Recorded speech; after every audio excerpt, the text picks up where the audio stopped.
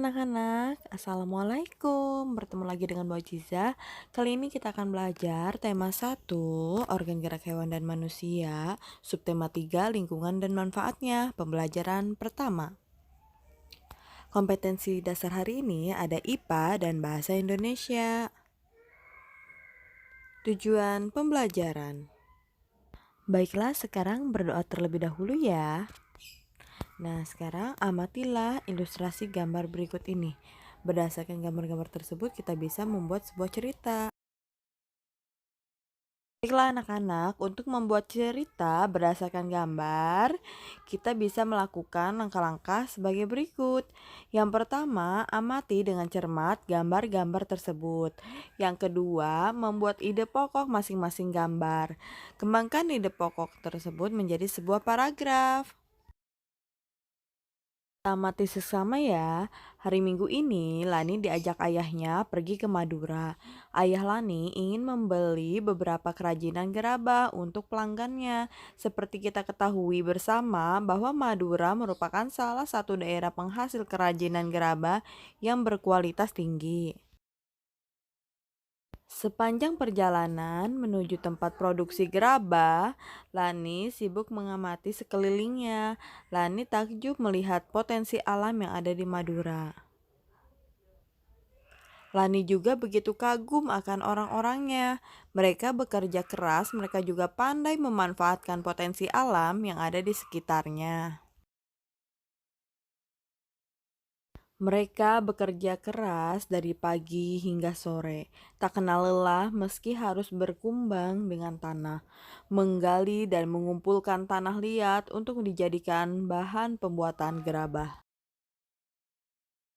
Anak-anak, berikut ini ada sebuah bacaan yang berjudul Gerabah dari Pulau Madura. Kalian amati dengan seksama ya. Dan ini contoh paragraf yang pertama. Dan ini paragraf keduanya, paragraf ketiga, paragraf keempat, paragraf kelima, paragraf keenam, paragraf ketujuh, dan paragraf kedelapan. Paragraf kesembilan, paragraf 10, paragraf 11.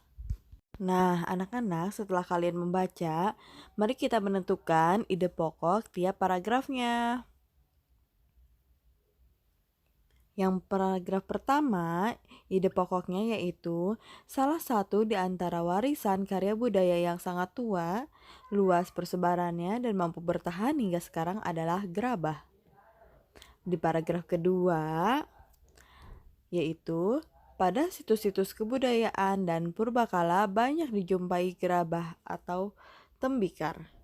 Paragraf ketiga, yaitu di Pulau Madura, gerabah dibuat untuk difungsikan sebagai peralatan sehari-hari masyarakat setempat. Di paragraf keempat, gerabah-gerabah yang dihasilkan oleh para pengrajin di Madura dibuat dari tanah liat dan berwarna kuning dengan pasir halus. Di paragraf kelima, beberapa daerah di Madura menjadikan penghasil gerabah.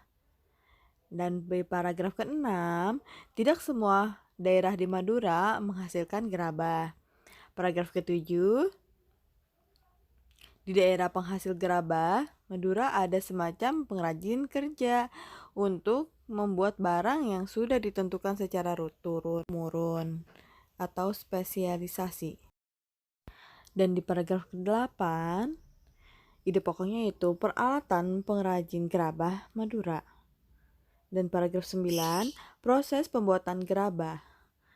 Paragraf 10, keberadaan pengrajin gerabah Madura ini telah banyak menghasilkan manfaat. Dan paragraf terakhir, dalam perkembangannya dihadapkan pada produk-produk modern. Tadi ide pokok dari bacaan yang kalian baca sebelumnya ya. Dan selanjutnya kalian tuliskan dengan rapi di buku tulis kalian. Saatnya kita berlatih. Kamu sudah bisa menentukan ide pokok dari sebuah bacaan. Sekarang kembangkan ide-ide pokok tersebut berikut menjadi sebuah paragraf. Yang pertama, tanah liat banyak kegunaannya. Kalian kembangkan menjadi sebuah paragraf. Nah, ini contohnya. Tanah liat banyak kegunaannya. Ia merupakan salah satu jenis tanah yang banyak memiliki manfaat.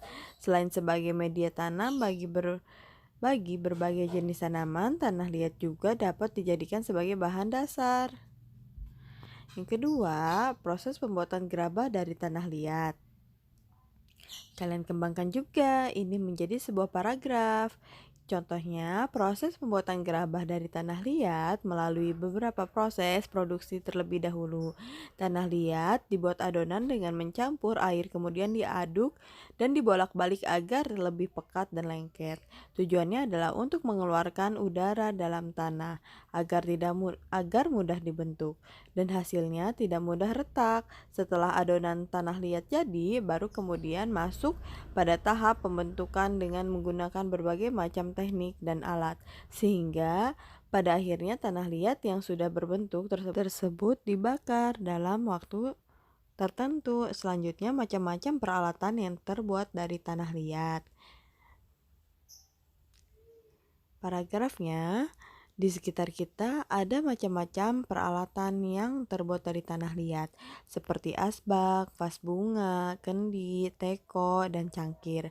Bahkan ada juga meja dan kursi yang terbuat dari tanah liat. Barang-barang yang terbuat dari tanah liat memiliki nilai seni dan keindahan tersendiri dibandingkan dengan barang-barang yang terbuat dari bahan lainnya. Itulah ide pokok yang sudah kalian kembangkan menjadi sebuah paragraf.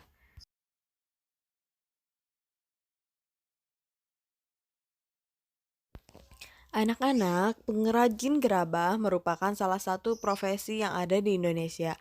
Para pengrajin tersebut bekerja keras untuk mencari nafkah untuk keluarganya. Begitu juga dengan orang tuamu. Walaupun memiliki profesi yang berbeda, tetapi tujuannya sama, yakni mencari nafkah untuk menghidupi keluarga. Lalu bagaimanakah caramu untuk membalas kerja keras orang tuamu? Nah, untuk membalas kerja keras orang tuamu, kita harus menjadikan diri kita itu menjadi anak baik ya. Taati perintah dan mendengarkan semua nasihat-nasihat dari orang tuamu dan sering menyenangkan hati mereka. Dan ini untuk tugas hari ini, jangan lupa kerjakan dengan baik ya.